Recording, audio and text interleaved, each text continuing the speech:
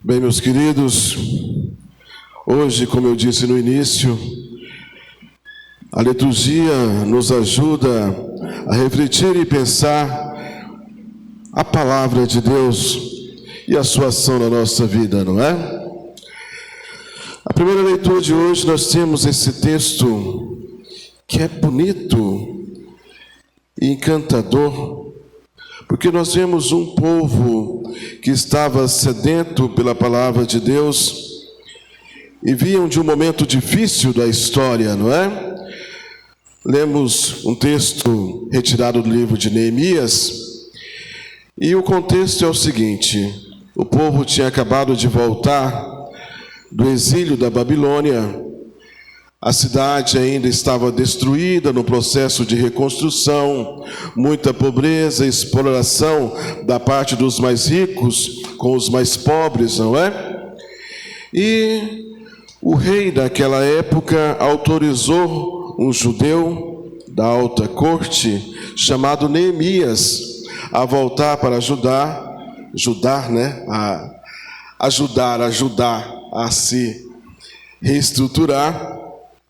E Neemias, como esse governador, encontra ajuda de muita gente que queria também a reconstrução de Jerusalém, do seu templo, como Esdras, não é?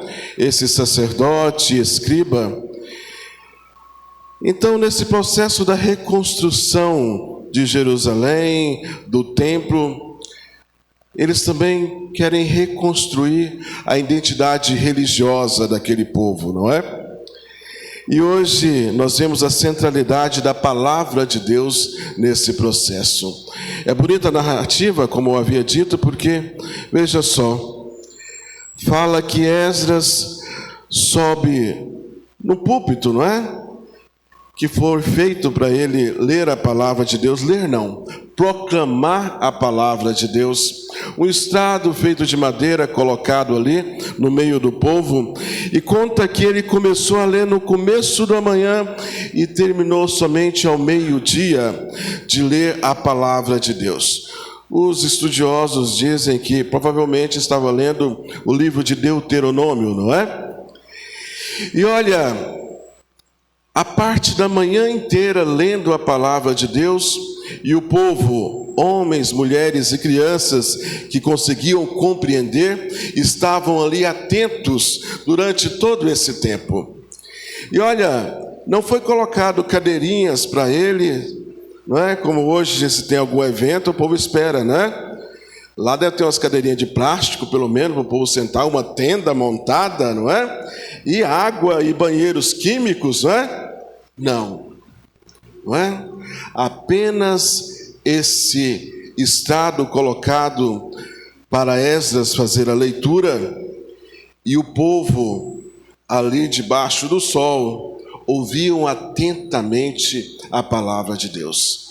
Tinham sede da palavra de Deus e entendiam sua centralidade, não é? Esdras proclama a sua palavra e o povo é tocado. Olha, após a leitura, Esdras bendiz ao Senhor e o povo levanta a mão. Depois de todo esse tempo, não é? Ouvindo a palavra sendo proclamada, ainda levantam a mão e dizem amém, amém. Se fosse hoje, o povo a metade já tinha ido embora no começo, não é? Ido fazer o almoço, não ir na feira, certamente que não teriam essa disposição de estarem esse tempo todo ouvindo a palavra sendo proclamada. Mas veja, o importante é a gente perceber isso, a ação de Deus através da sua palavra, que tem esse poder desafiador de tocar os corações. Mas quando é que a palavra de Deus toca o nosso coração? Quando a gente se abre a ela, não é? Quando a gente tem essa disposição de estar disponível a Deus, de fazer uma escuta sincera da sua palavra, porque não basta só nós acharmos bonito um versículo bíblico, acharmos bonito um texto ou uma passagem. Nós temos que tentar fazer com que essa palavra, essa ação de Deus faça algo em nossa vida, não é?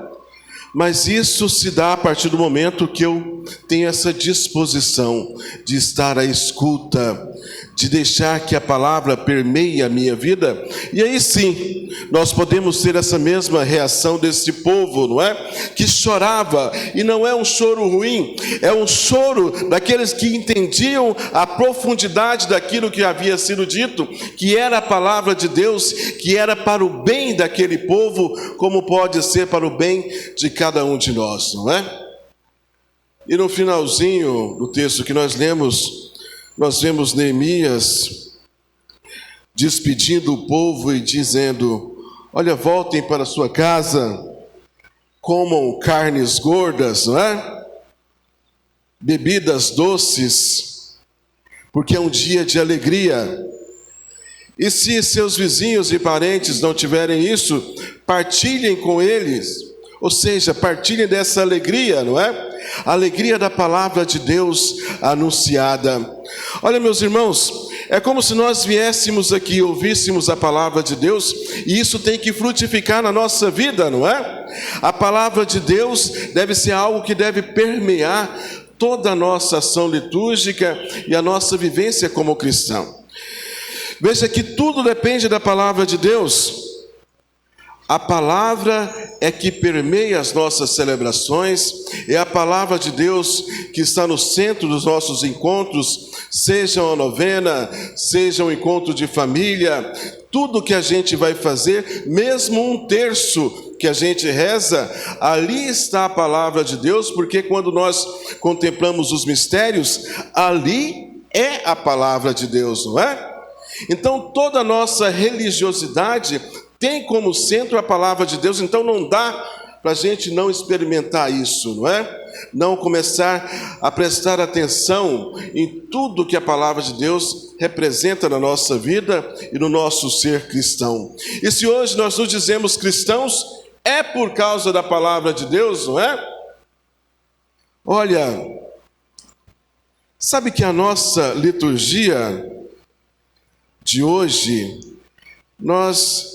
claro que ela foi aprimorada e tem outros valores, e foi agregado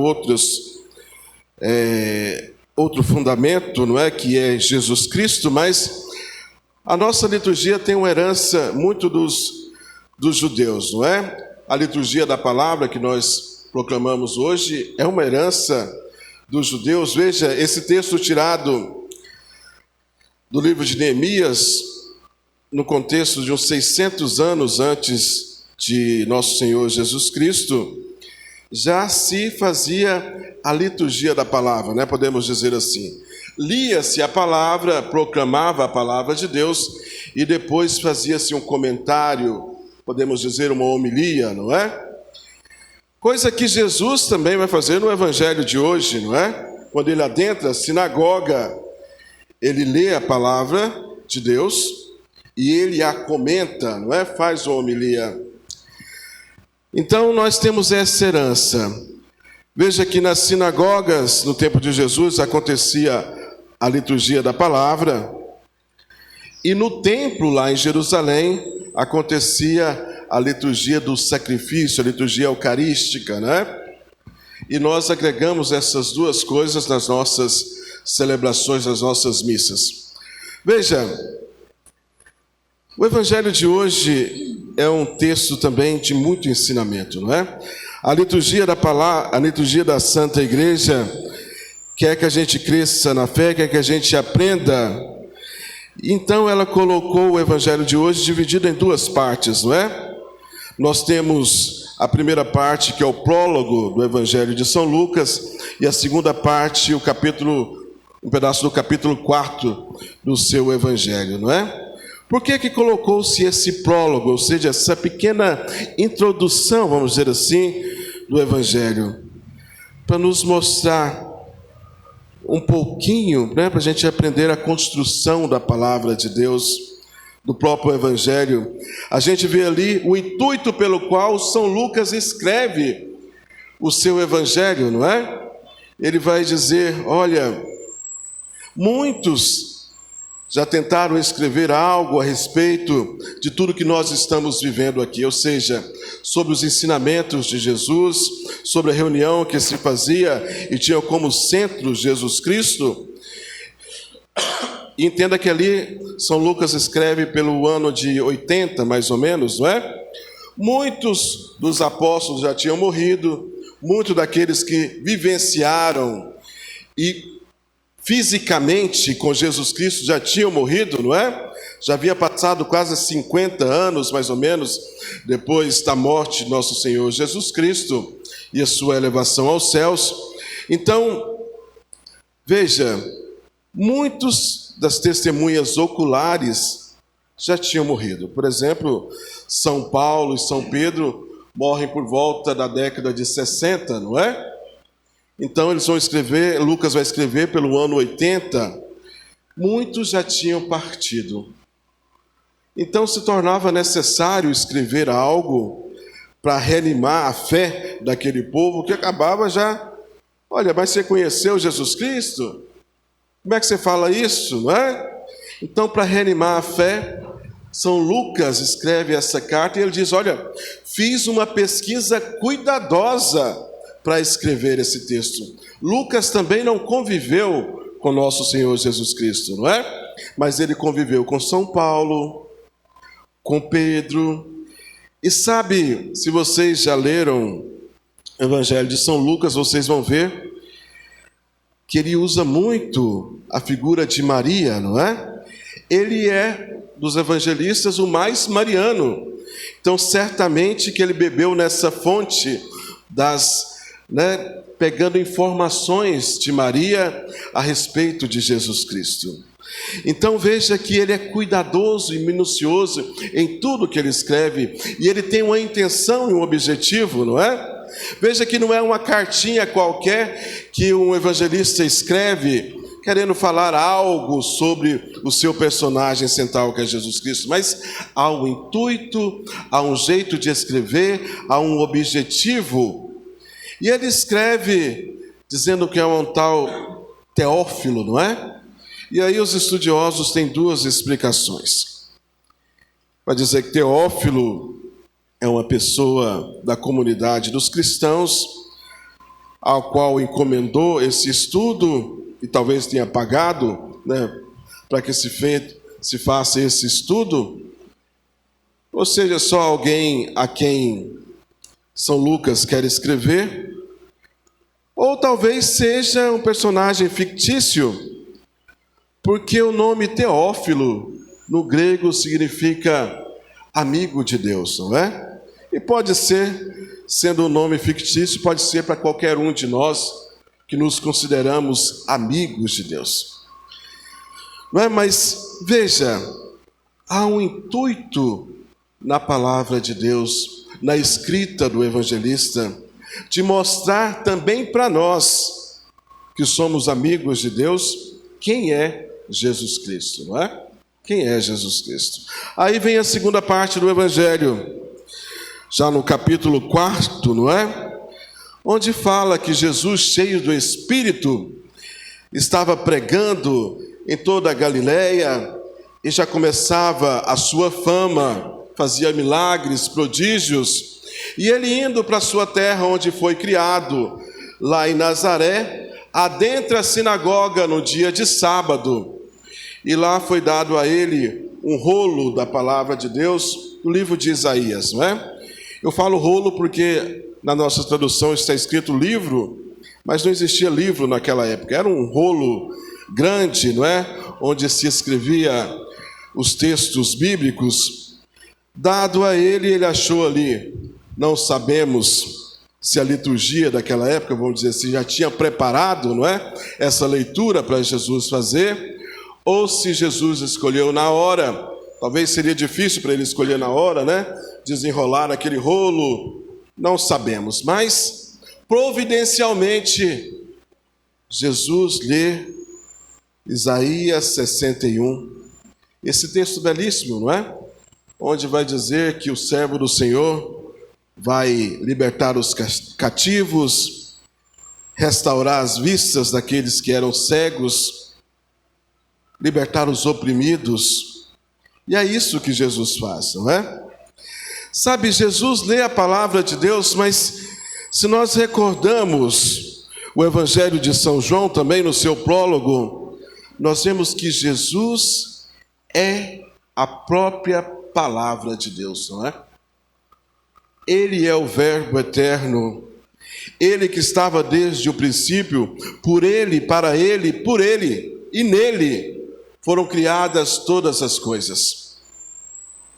Jesus é a palavra de Deus. Essa palavra que vivifica, que liberta, que abre os olhos aos cegos. Ele é a palavra de Deus. Então, quando ele diz, e é interessante a ação de Jesus, veja, percebam, Jesus proclama a palavra, depois Jesus senta-se, e esse sentar não é tipo, terminou toda a ação litúrgica ali na sinagoga, não. O pastor, aquele que ensinava, sentava-se para fazer o seu comentário, não é? A sua homilia era feita sentado. Como os bispos, não é? Eles fazem sua homilia sentados, não é? Porque da cátedra, ali é o seu pastoreio. Como Jesus, na montanha, no sermão da montanha, ele sobe uma parte mais elevada, senta-se e ensina, não é?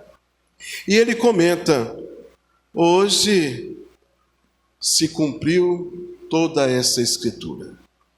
E em Jesus se cumpre toda a escritura. E aí fica um questionamento, não é? Será que essa escritura que foi lida, essa palavra proclamada, se cumpre plenamente na vida de cada um de nós?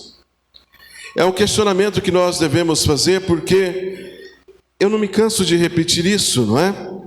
Só ouvir a palavra e achar bonitinho, e às vezes colocar algum trecho da palavra de Deus nos nossos stories, nos perfis das nossas redes sociais, isso não basta, não é? Isso não basta. É preciso que a palavra de Deus seja impregnada no perfil do nosso coração, não é? É preciso que seja inscrito na nossa vida, no nosso testemunho, para que possamos fazer que essa palavra cada vez mais seja viva, seja eficaz. Na nossa resposta do Salmo de hoje, nós cantamos que a palavra do Senhor é espírito e vida. A palavra de Deus é espírito e vida, não é? Mas isso só se concretiza se nós nos abrimos a isso, se nós deixamos que ela haja verdadeiramente através de nós, não é? Através de nós. Para que possamos ser instrumentos desta palavra. A segunda leitura de hoje nos traz esse texto de São Paulo, escrito à comunidade de Corinto, onde nós temos São Paulo fazendo essa comparação da igreja, né, e seus membros com o corpo humano. Hoje ele vai dizer que cada órgão do nosso corpo tem a sua função, e um não é maior que o outro, ou melhor que o outro, não é? E é interessante que ele coloca, embora uns pareçam mais decentes do que os outros, não é? Mas todos têm a sua função. E ele coloca até uma espécie de hierarquia nesses membros, não é? Mas é um grande ensinamento para cada um de nós, porque, olha, a comunidade de Corinto, embora muito cheia de carismas, não é? De dons revelados, era uma comunidade que passava por dificuldades muito parecidas com as nossas hoje em dia, não é? Alguns querendo aparecer mais do que o outro, uns se achando mais importante do que outros, uns porque desenvolvem um trabalho ali ou ali, se acham melhores e mais portadores do dom de Deus do que outros. Então São Paulo vai dizer que há um só corpo e todos fazem parte desse corpo e são imbuídos pelo mesmo Espírito, não é? Isso serve para cada um de nós. No nosso trabalho para Deus, no nosso serviço para Deus, ninguém é melhor ou maior do que ninguém, não é? Para Deus, desde o Papa, a pessoa que faz a limpeza da igreja tem a mesma dignidade, não é? E olha, é importante a gente saber disso porque, claro que há funções, né? E há uma hierarquia, a gente não pode negar isso dentro da igreja, até para a organização e estrutura da igreja, mas ninguém é melhor ou maior em dignidade que ninguém. E na nossa vida também é assim, não é? E eu coloco um adendo nisso porque até na nossa vida de oração ou na nossa vida religiosa é importante a gente fazer esse discernimento, eu vou dizer essa palavra, não é? Porque às vezes nós temos um encontro com o nosso Senhor Jesus Cristo e isso provoca em nós uma mudança, um querer mais de Deus, e de repente a gente cai no erro de na nossa casa a gente cobrar da mesma espiritualidade a pessoas que ainda não tiveram esse encontro ou ainda não estão no mesmo nível da nossa caminhada, não é? É um perigo danado, às vezes a gente cobrar, às vezes do nosso cônjuge, do nosso esposo, da nossa esposa, a gente cobrar a mesma espiritualidade, a mesma religiosidade daquele que ainda está no crescimento da fé, não é? Porque aí a gente causa discórdia. Precisamos de sabedoria até para isso, não é? Às vezes a gente cobra, vamos rezar o terço, e a pessoa não está nessa vibe ainda, não é? Não está nesse nível da nossa espiritualidade. Então, é preciso a gente ter cuidado até nisso, para que a gente possa, em vez de ressarcir, fazer com que a pessoa possa também, né, crescer na fé junto com a gente, mesmo que ela esteja no nível inferior. E talvez nós também, não é? Tenhamos pessoas na nossa casa que estejam, vamos dizer assim, no nível mais elevado de espiritualidade e de religiosidade. Talvez não seja a hora da gente, em vez de ressarcir, a gente começar a aderir, não é?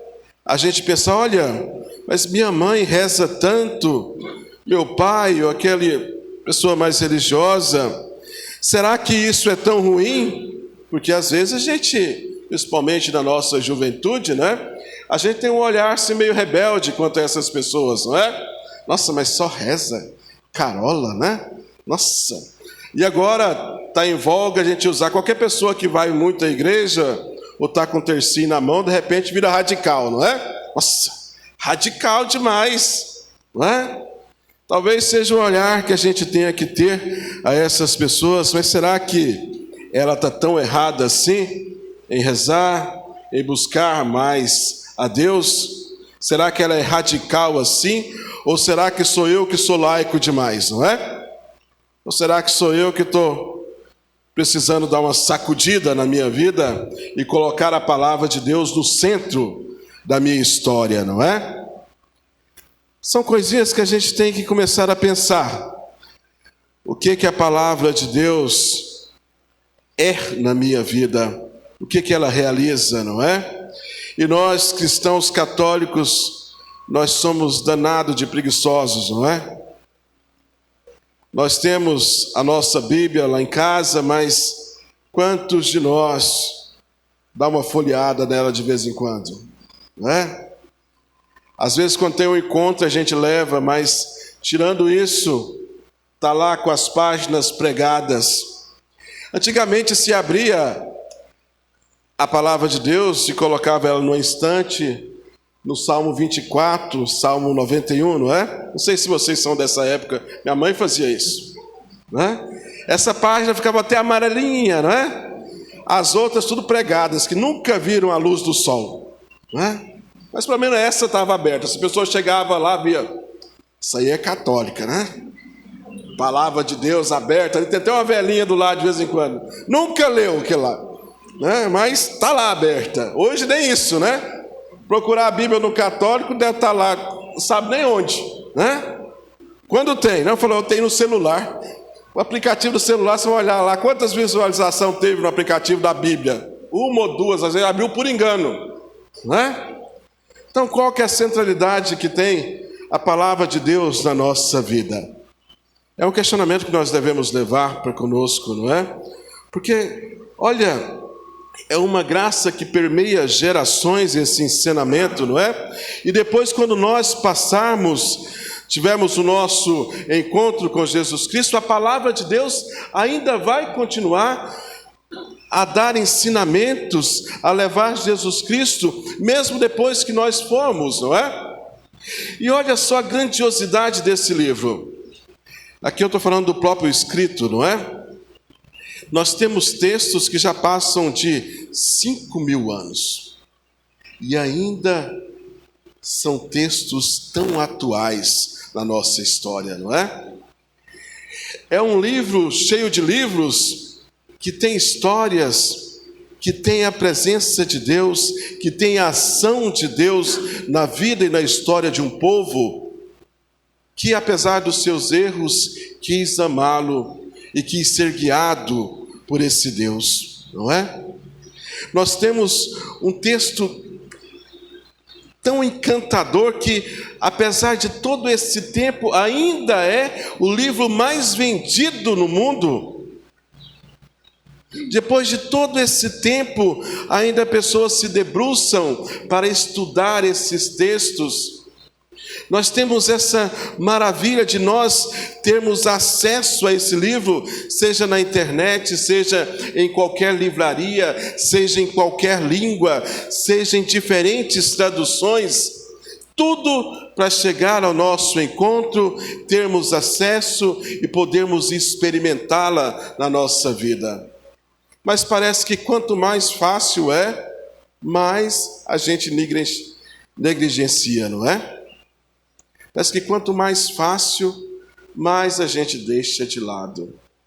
Vamos pensar sobre isso, porque eu acho que a palavra de Deus, tenho certeza, a palavra de Deus é mais uma ação generosa e bondosa de Deus para conosco, querendo cuidar de cada um de nós, não é?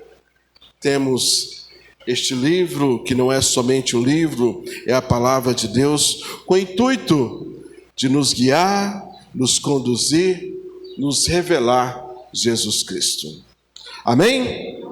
Louvado seja nosso Senhor Jesus Cristo.